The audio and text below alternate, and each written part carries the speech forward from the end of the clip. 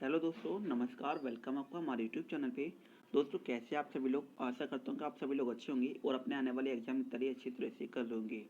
दोस्तों, जैसा कि हम हिंदी साहित्य के इतिहास में अगली सीरीज लाए हैं हिंदी साहित्य के इतिहास में, ठीक है, 31 से 45 क्वेश्चन की। ठीक है, तो आपको देखना है कि हमने 1 से लेकर 30 क्वेश्चन तो करवा दिए हैं। आज 31 से 45 तक के क्वेश्चन को हम देखेंगे। ठीक है, टोटल आज हम 15 क्वेश्चन देखेंगे।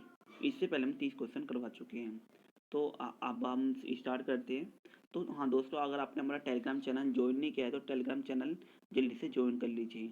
और प्लीज़ दोस्तों, इस चैनल को ज़्यादा से ज़्यादा सपोर्ट कीजिए ताकि हम ये वीडियो लगातार बनाते रहे आपके लिए। ठीक है, जो ये क्या नाम है, एमए के एग्ज़ाम के लिए बहुत ही ज़्यादा इंपॉर्टेंट है, चाहे वो किसी भी यूनिवर्सिटी का हो। ठीक है, जामिया का, डीयू का, किसी भी यूनिवर्सिटी का हो या इलाहाबाद यूनिवर्सिटी का, ये हर किसी के लिए बहुत ही ज़्यादा इंपॉर्टेंट है। और हम आपके सिर्फ वही वही क्वेश्चन करवाएंगे जो परीक्षा के लिहाज से बहुत ही ज़्यादा इंपॉर्टेंट है। ठीक है, तो दोस्तों, बात करें हम आज के पहले क्वेश्चन के बारे में। तो आपको बताना है कि इनमें से कौन सा युग्म गलत है। आपको बताना है कौन सा युग्म गलत है। पृथ्वीराज रासो चंद्र बरदाई, परमार लासो ने जगनिक, और श्रावकाचार के कौन है, देवसेन, और बीसल देव रासो के जायसी जी। आपको बताना है इनमें से कौन सा गलत है। तो दोस्तों, जैसा कि आपने बता ही दिया होगा, तो इसमें कौन सा गलत है दोस्तों? इसमें फोर्थ ऑप्शन गलत है। ठीक है, बिसल देव रासो गलत है। बिसल देव रासो के कौन है आपको पता होगा। बिसल देव रासो के नरपति नाला जी हैं। ठीक है, कौन है? नरपति नाला जी ने की बिसल देव रासो आती है। ठीक है, नरपति नाला जी ने बिसल देव रासो लिखा है, और बाकी ये तीनों सही है। ठीक है, आगे बात करें हम 32वें क्वेश्चन के बारे में। तो बताना है आपको, परीक्षा गुरु किसका उपन्यास है। परीक्षा गुरु किसका उपन्यास है? प्रेमचंद जी का, यशपाल जी का, लाला श्रीनिवास दास जी का, या रामचंद्र शुक्ल जी का। आपको बताना है परीक्षा गुरु किसका उपन्यास है। ठीक है, तो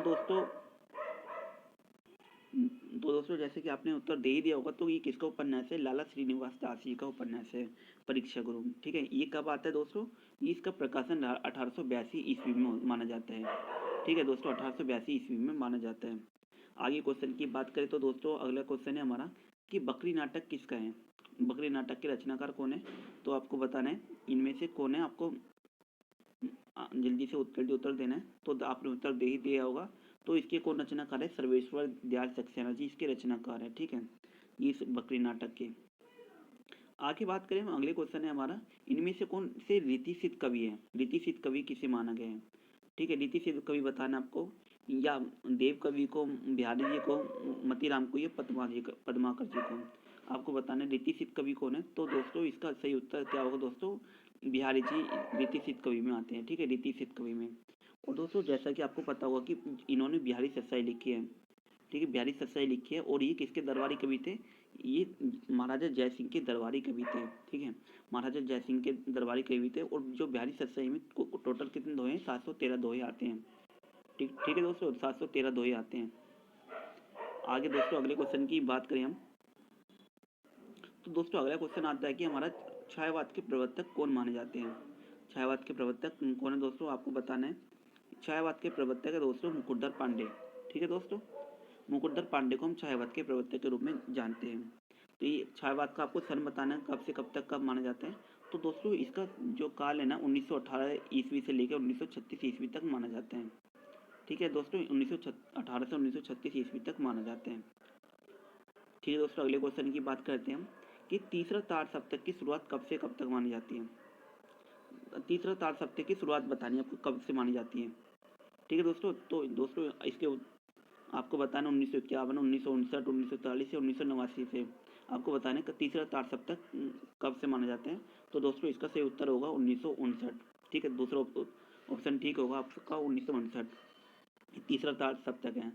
पहला तार सप्तक हम आपको बताने वाले, टोटल 4 तार सप्तक आते हैं। पहला आता है हमारा 1943 में। ठीक है, जिसे हम प्रयोगवाद के नाम से जाने जाते हैं। और दूसरा तार सप्तक हमारा 1951 में आता है, नई कविता के नाम से, नई कविता आती है जो। फिर तीसरा तार सप्तक हमारा 1959 में आता है। ठीक है दोस्तों, और चौथा तार सप्तक हमारा कब आता है? 1989 में आता है। टोटल 4 तार सप्तक आते हैं। तो आप इन्हें जल्दी से, ये वेरी वेरी इंपॉर्टेंट है, तो ये तार सप्तक। ठीक है, और बात करें हम अगले क्वेश्चन के बारे में।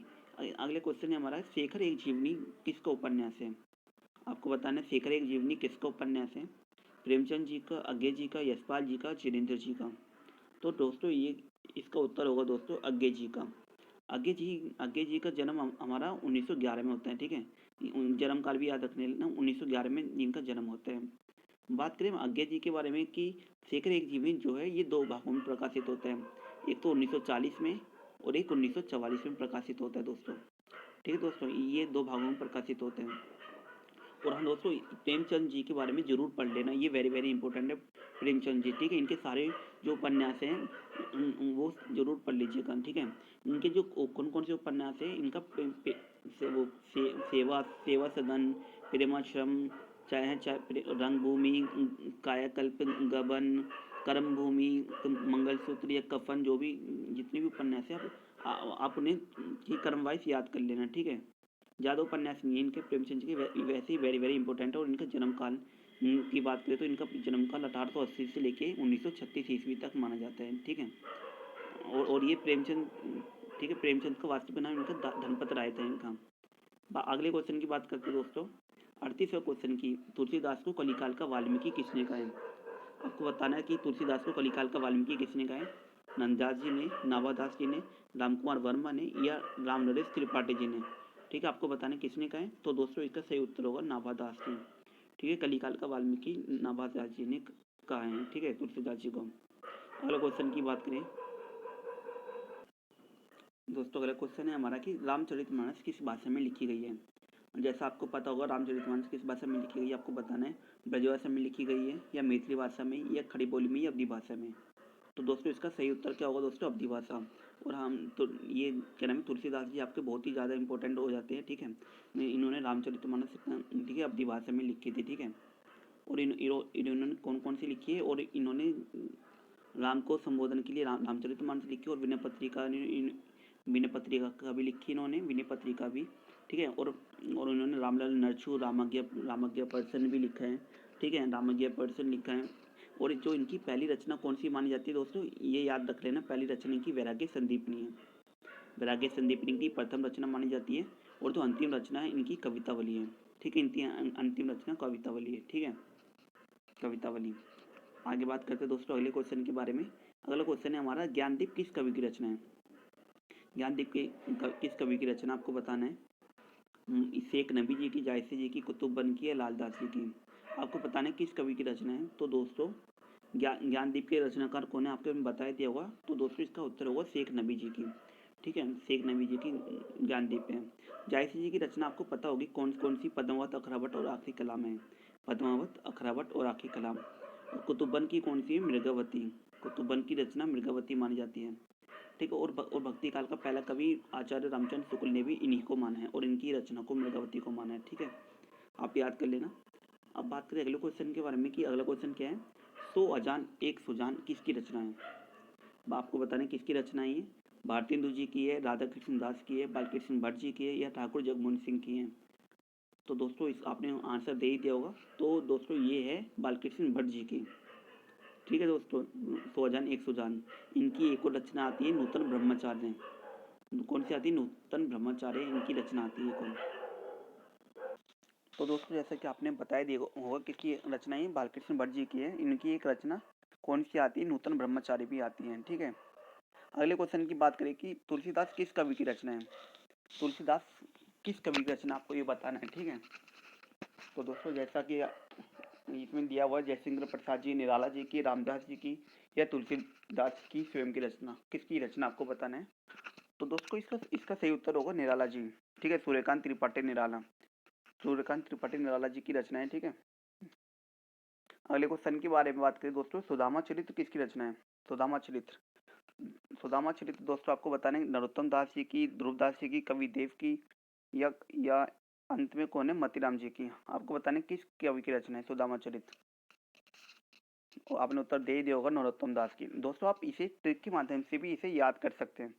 आप अपनी खुद की ट्रिक बना सकते हैं, या आप बताइए, आप कमेंट करके बताइए, मैं आपको इसके ट्रिक के माध्यम से इसे याद करवाने का प्रयास करूंगा, ठीक है दोस्तों। अगले क्वेश्चन की बारे में बात करते हैं हम।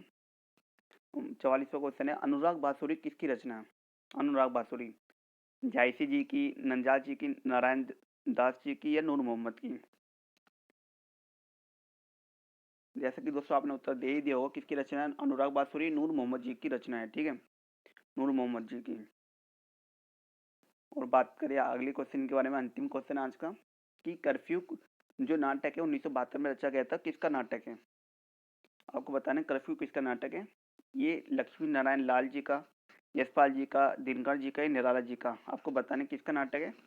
तो दोस्तों इसका सही उत्तर होगा लक्ष्मी नारायण लाल, ठीक है दोस्तों। तो ये आज का अंतिम क्वेश्चन था,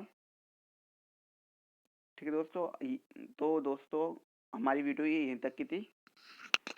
अगर आपको हमारा चैनल की वीडियो अच्छी लगी हो तो चैनल को लाइक कीजिए, शेयर कीजिए और सब्सक्राइब कीजिए दोस्तों। धन्यवाद दोस्तों। दोस्तों हाँ, और चैनल को सब्सक्राइब करना ना भूलिएगा, ठीक है दोस्तों। जरूर करिए चैनल को सब्सक्राइब, ताकि हम आने वाली वीडियो में भी और अच्छे से अच्छे क्वेश्चन ला सके और प्रीवियस ईयर के क्वेश्चन पेपर ला सके, ठीक है। नमस्कार दोस्तों, अब हम अगली वीडियो में मिलेंगे, ठीक है। बाय।